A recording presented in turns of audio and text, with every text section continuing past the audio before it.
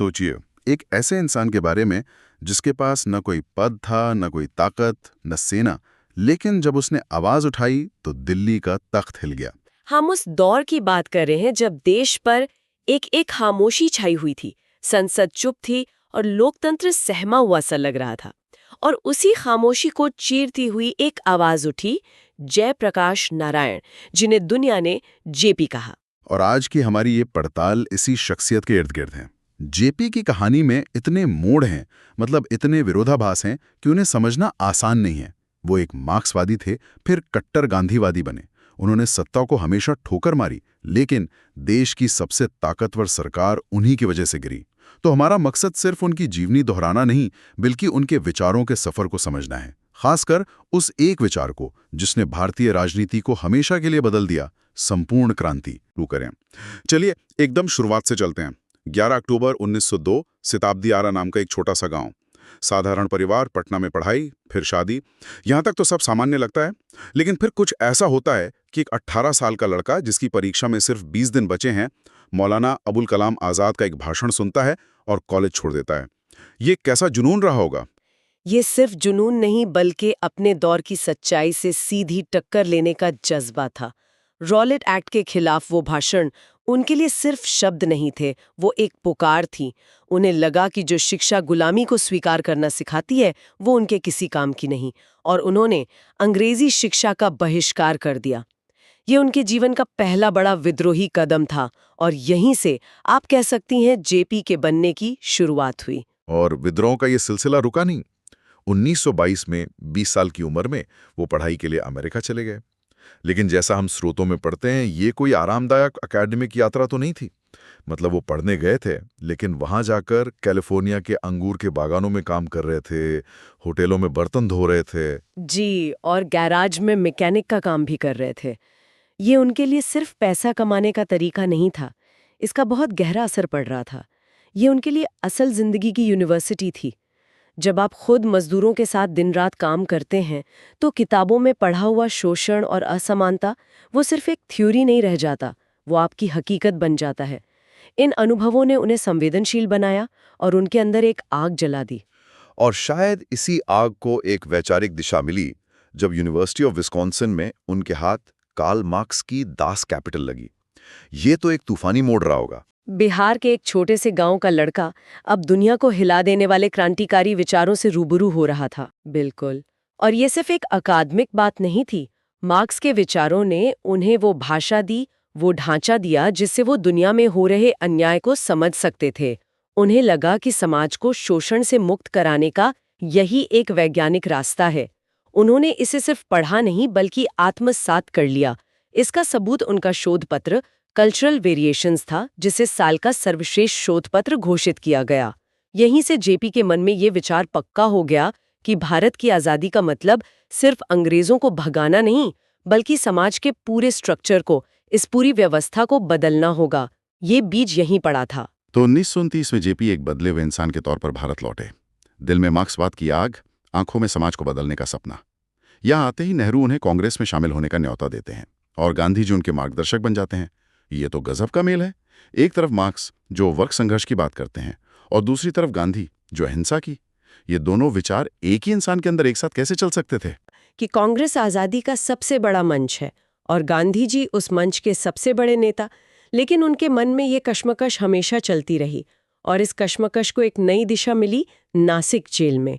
सविनय अवज्ञा आंदोलन में जब उन्हें गिरफ्तार किया गया, तो नासिक जेल वो एक तरह से आइडियाज की लैब बन गई थी। आइडिया की लैब? वो कैसे? क्योंकि वहां देश के सबसे तेज तर्रार युवा समाजवादी दिमाग एक साथ बंद थे। राम मनोहर लोहिया, मीनू मसानी, अशोक मेहता, वहां बहसों का दौर चलता था। गांधी का रास्ता सही है या लेनिन का? क्या आज़ादी सिर्फ सत्ता का हस्तांतरण होगी या आम आदमी की जिंदगी भी बदलेगी? और इन्हीं बहसों से एक बात साफ हुई कि कांग्रेस का नेतृत्व ज्यादातर मध्यम वर्गीय और उद्योगपतियों के करीब था। किसानों मजदूरों की आवाज उसमें दब रही थी। और इसी एहसास से कांग्रेस सोशलिस्ट पार्टी यानी सीएसपी का जन्म हुआ। 1934 में जेपी इसके महासचिव बने। उनका लक्ष्य था कांग्रेस के भीतर रहकर उसे समाजवाद की दिशा में धकेलना। लेकिन क्या इसे कांग्रेस की अंतरात्मा कहना सही है, या ये कांग्रेस के लिए एक सिरदर्द जैसा था? ये एक बहुत अच्छा सवाल है। देखिए, नेहरू और पटेल के लिए वो निश्चित रूप से एक चुनौती थे। सीएसपी लगातार जमींदारी उन्मूलन, मजदूरों के हक जैसे मुद्दे उठा रही थी, जो शायद उस वक्त कांग्रेस की प्राथमिकता नहीं थी। लेकिन जेपी का मानना था कि वो कांग्रेस को तोड़ नहीं रहे, बल्कि उसे उसकी असली जड़ों से, यानी आम जनता से जोड़ रहे हैं। तो हाँ, वो एक तरह से कांग्रेस की अंतरात्मा की आवाज थे, जो उसे बार बार याद दिलाती थी कि आजादी का असली मतलब क्या है। फिर आता है 1942 का भारत छोड़ो आंदोलन। गांधी जी ने करो या मरो का नारा दिया और सारे बड़े नेता गिरफ्तार हो गए। जेपी उस वक्त हजारीबाग सेंट्रल जेल में बंद थे और फिर एक रात वो अपने साथियों के साथ धोतियों की रस्सी बनाकर जेल की दीवार फांदकर फरार हो जाते हैं। ये तो बिल्कुल फिल्मी सीन जैसा लगता है। लेकिन एक बात हैरान करती है, जेल तोड़कर भागना, भूमिगत होकर गुप्त रेडियो चलाना, ये गांधीवादी रास्ते से तो बिल्कुल अलग था। हाँ, ये एक बहुत अहम सवाल है। जेपी का तर्क उस समय ये था कि जब सत्ता आपकी बात सुनने से इनकार कर दे, जब वो दमन पर उतर आए, तो आपको अपनी आवाज तेज करनी पड़ती है। उनका मानना था कि ये हिंसा नहीं, बल्कि ब्रिटिश राज के हिंसक तंत्र के खिलाफ एक प्रतिरोध था। गांधी जी इससे सहमत नहीं थे, लेकिन जेपी को लगा कि उस वक्त देश को दिशा देने के लिए ये जरूरी था। ये जो अंडरग्राउंड नेटवर्क बनाने का तरीका था, सत्ता को सीधे चुनौती देने का जज्बा, ऐसा लगता है जैसे ये 1975 की इमरजेंसी के खिलाफ उनके संघर्ष का एक ट्रेलर था। बिल्कुल सही पकड़ा आपने, ये वही जज्बा था। ब्रिटिश सरकार ने उन्हें मोस्ट वांटेड घोषित कर दिया था, उन पर इनाम रखा गया था। ये दिखाता है कि सत्ता हमेशा निहत्थे विचारों से सबसे ज्यादा डरती है। भले ही उन्हें 1943 में पकड़ लिया गया, लेकिन तब तक वो युवाओं के लिए एक नायक बन चुके थे, एक ऐसे हीरो जो सत्ता के सामने झुकता नहीं। फिर 1947 में देश आज़ाद हुआ, हर तरफ जश्न था। लेकिन जिस आज़ादी के लिए उन्होंने जेल तोड़ी, वो आज़ादी मिलते ही उन्होंने राजनीति छोड़ दी। क्यों? ऐसा क्या हो गया था कि जेपी का मोह भंग हो गया? क्योंकि जेपी ने जिस आजादी का सपना देखा था, वो सिर्फ तिरंगा फहराना नहीं था। वो एक सामाजिक, आर्थिक और नैतिक क्रांति चाहते थे। लेकिन उन्हें दिखने लगा कि कांग्रेस में अब आदर्शों की जगह सत्ता का खेल शुरू हो गया है। पद और कुर्सी की लड़ाई हावी हो रही थी। उन्हें लगा कि ये वो रास्ता नहीं है जिससे व्यवस्था बदलेगी, और यहीं से उनका दलगत राजनीति से मोहभंग हो गया। और इसी मोहभंग में उन्होंने 1952 में नेहरू का कैबिनेट मंत्री बनने का प्रस्ताव भी ठुकरा दिया था। उन्होंने कहा, मेरी जगह संसद नहीं है, मेरी जगह जनता के बीच है। मैं सत्ता नहीं, व्यवस्था बदलना चाहता हूं। ये लाइन उनके पूरे जीवन का सार है। बिल्कुल। और वो सच में जनता के बीच चले गए। विनोबा भावे के भूदान आंदोलन से जुड़े गांव-गांव पैदल घूमे, एक नेता की तरह नहीं, एक फकीर की तरह। उन्होंने खुद को पूरी तरह से सामाजिक कामों में डुबो दिया। ऐसा लग रहा था कि जेपी नाम का तूफान अब शांत हो चुका है, लेकिन ये तूफान से पहले की खामोशी थी। फिर 1970 का दशक आता है। देश का मिजाज बदल रहा था। इंदिरा गांधी की सरकार ताकतवर थी, लेकिन भ्रष्टाचार, बेरोजगारी और महंगाई से लोग त्रस्त थे। खासकर बिहार में, जहां छात्र आंदोलन पर उतर आए थे।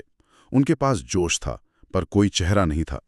तो छात्र एक ऐसे आदमी के पास जाते हैं जो 20 साल से राजनीति से दूर था। उन्हें जेपी में ऐसा क्या दिखा? उन्हें जेपी में वो चीज दिखी जो उस वक्त की राजनीति में किसी के पास नहीं थी, नैतिक ताकत, मॉरल अथॉरिटी। जेपी वो इंसान थे जिन्होंने सत्ता को ठुकराया था। उन पर कोई भ्रष्टाचार का दाग नहीं लगा सकता था, कोई पद का लालची नहीं कह सकता था। जब वो बोलते थे तो देश सुनता था, क्योंकि लोगों को पता था कि ये आदमी अपने लिए कुछ नहीं मांग रहा। छात्रों को एक ऐसा ही निस्वार्थ नेता चाहिए था। और जेपी ने वो जिम्मेदारी उठाई।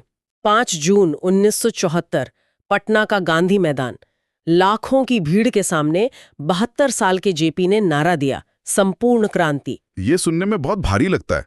आम आदमी के लिए इसका क्या मतलब था? नहीं, ये उससे कहीं ज्यादा बड़ा था। जेपी ने साफ किया कि सिर्फ बिहार की सरकार या दिल्ली की सरकार बदलना उनका मकसद नहीं है, वो पूरे सिस्टम को बदलना चाहते थे। उन्होंने इसके 7 हिस्से बताए: सामाजिक, आर्थिक, राजनीतिक, सांस्कृतिक, वैचारिक, शैक्षणिक और नैतिक क्रांति। उनका कहना था कि जब तक समाज में जातिवाद है, छुआछूत है, दहेज है, जब तक अमीर गरीब की खाई है, तब तक सिर्फ सरकार बदलने से कुछ नहीं होगा। ये व्यवस्था बदलने की लड़ाई थी। और इस लड़ाई का असर जबरदस्त था। बिहार से शुरू हुआ यह आंदोलन पूरे देश में फैल गया।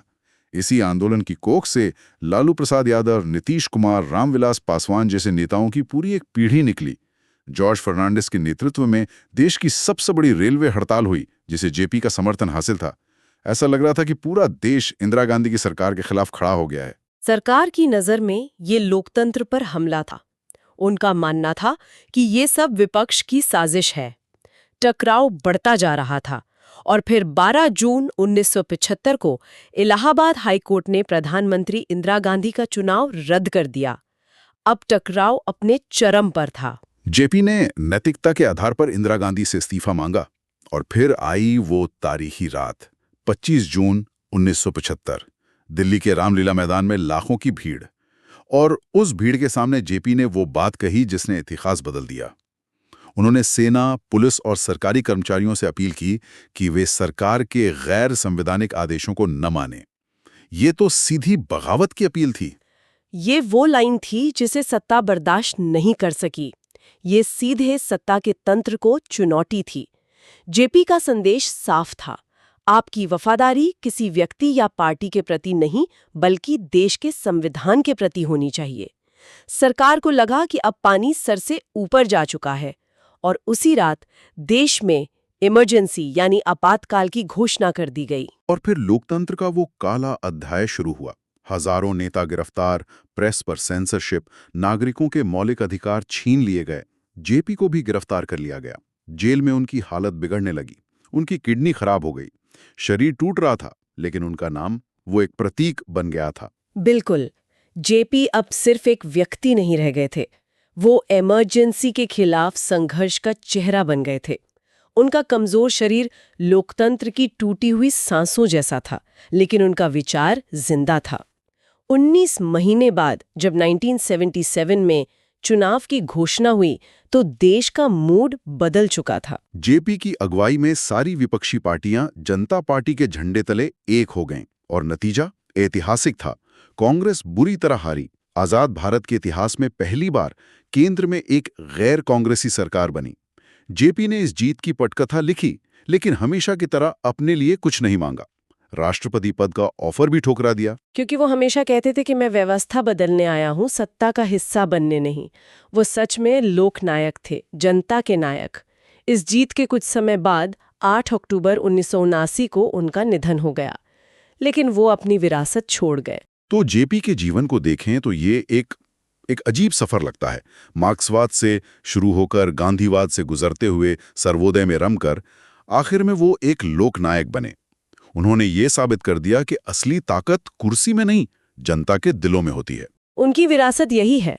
गांधी ने हमें आज़ादी का रास्ता दिखाया, लोहिया ने समाजवादी बराबरी का सपना दिखाया, और जेपी ने इन दोनों को मिलाकर राजनीति में नैतिकता के सवाल को सबसे ऊपर रख दिया।